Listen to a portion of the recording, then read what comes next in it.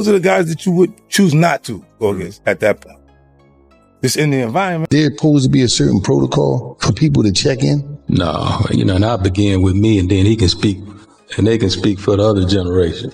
But I'm never, you know what I mean? We don't have time for no sucker shit like the reason. But what is the reason why you moved to Houston? Well, look, first of all, like every time I've experienced Houston, like when I was out here, I ran into random acts of kindness.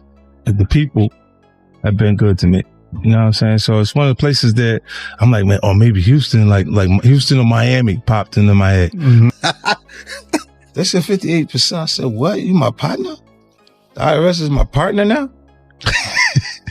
I don't know. All you get is a Yankee hat? I'm going to Houston.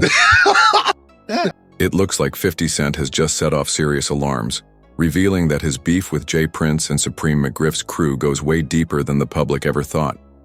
What many originally dismissed as ego clashes or typical music, drama, like 50 refusing to check in and J. Prince feeling disrespected, has now escalated into something potentially dangerous. 50 is claiming there was a real plot to eliminate him, and he's not being vague. He's naming names, including Supreme's own son. What's even more shocking is that Rick Ross might also be wrapped up in this, allegedly linking up with individuals who have known issues with 50, possibly just to stir up more tension. As 50 starts connecting the dots, from J. Prince to Supreme's legacy to hidden alliances, it's beginning to look like this goes way beyond rap beef. Could this be the real reason 50 suddenly pulled out of Houston? Was there a setup happening behind the scenes? Started a new relationship with Houston. I'm excited about it. I had an opportunity. I had a lot of fun things for the kids. I think that they're really going to get a chance to appreciate and enjoy it. In Houston, J. Prince is seen as a kingpin, someone who expects artists passing through the city to check in out of respect. To many, this respect feels more like pressure, especially when trouble still finds artists, even after they comply. So when 50 moved to Houston, J. Prince expected him to play by the rules, but 50 wasn't having it. He refused to check in and made it very clear that he wasn't going to play by street codes he didn't believe in. Be a certain protocol for people to check in? No, and I begin with me, and then he can speak, and they can speak for the other generation. But I'm never, you know what I mean? We don't have time for no sucker shit like that. 50 made it loud and clear. He owed nobody anything. With his own money, power, and muscle, he wasn't about to bow down to anyone. To J. Prince, that move was pure disrespect. And this wasn't just a temporary visit. 50 had moved to Houston full-time. He even tweeted, "I love New York, but I live in Houston now." Most assumed it was just for tax benefits, but there was more to it. He had big plans, a $20 million G-Unit film studio, new liquor deals, school initiatives, and major community investments.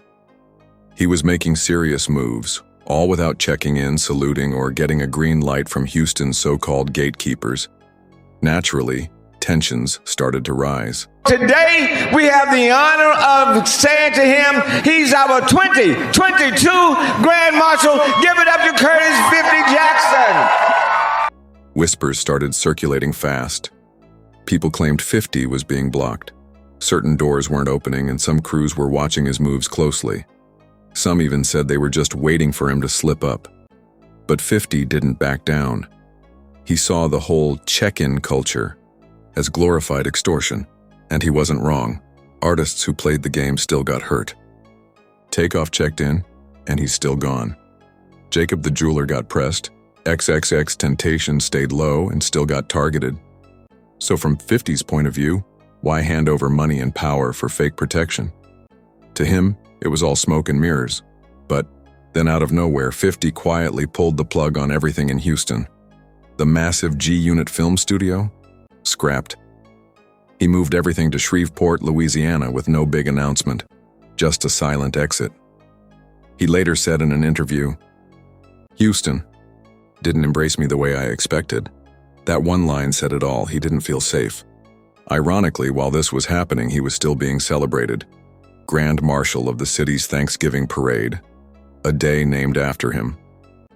But one person wasn't celebrating, J. Prince. Insiders said J. Prince was fuming. From his perspective, 50 was stealing the spotlight without ever paying his respects. And just when it seemed like things might settle, the name Supreme McGriff popped back up. Like 50, there's only 4 niggas that I know personally in Queens that wasn't scared of Preem. 50, E-Money Bags, Homo, and Big Nose Troy. Supreme's name is no small detail in 50's story. Back in the early 2000s, 50 was shot 9 times. Many believe Supreme's crew was behind. That incident fueled 50's rise, especially when he dropped Ghetto, Koran, a track that called out real street figures from Queens, including Supreme.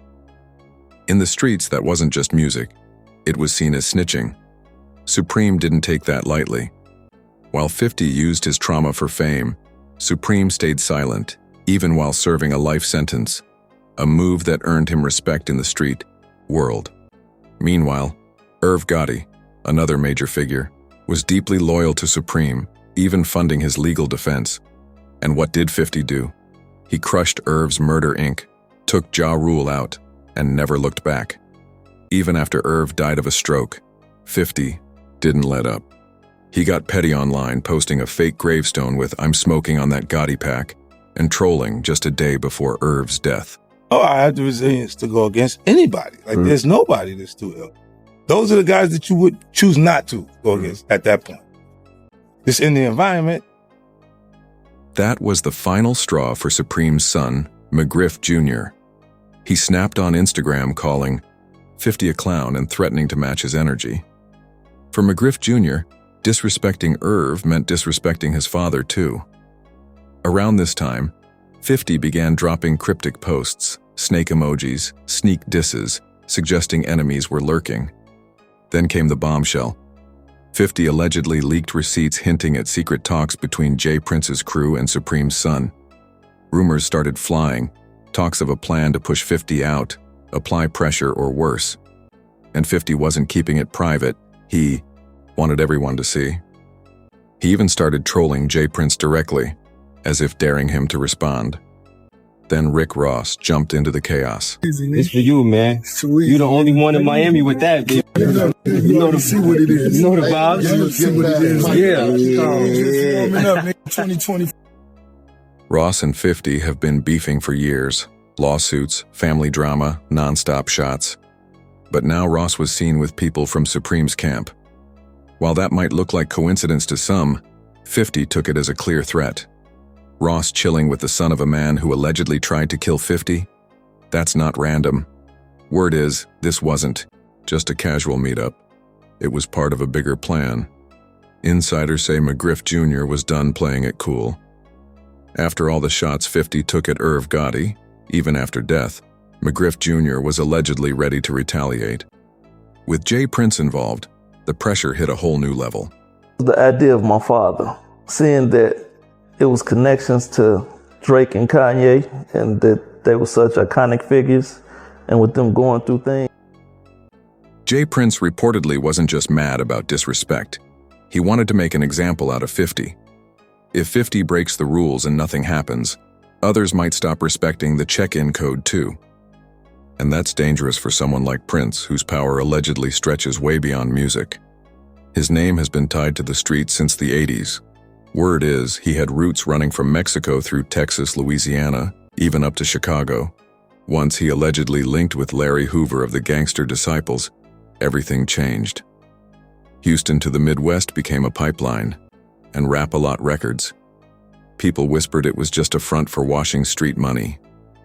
The feds certainly thought so. In 1988, the DEA opened a full investigation, bugging phones and cars, watching houses.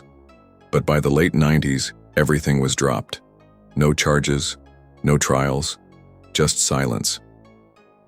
Moves like that only happen when someone has power in high places.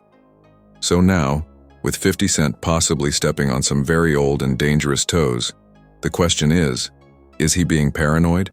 Or is he sounding the alarm before something major happens? Is this a real setup? Or just pride, ego, and power clashing in public?